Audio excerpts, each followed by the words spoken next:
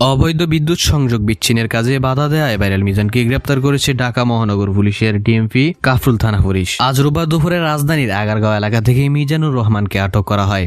পরে সরকারি কাজে বাধা দেওয়ার অভিযোগে করা মামলায় তাকে গ্রেপ্তার দেখিয়ে আদালতে পাঠানো হয়েছে। এর আগে রাজধানীর আগারগাঁয়ে মাত্র 100 টাকায় গরুর মাংস দিয়ে ভাত বিক্রি করে সামাজিক যোগাযোগ মাধ্যমে আলোচনায় এসেছিলেন মিজান। কাফরুল থানার ভারপ্রাপ্ত কর্মকর্তা ওসি মোহাম্মদ সাইফুল ইসলাম গ্রেপ্তারের বিষয়টি নিশ্চিত করেন। ওসি সাইফুল ইসলাম বলেন, নিয়মিত অভিযানের অংশ হিসেবে বিদ্যুৎ বিভাগ ফুটপাত সহ বিভিন্ন স্থাপনায় অবৈধ বিদ্যুৎ সংযোগ বিচ্ছিন্ন করছিল।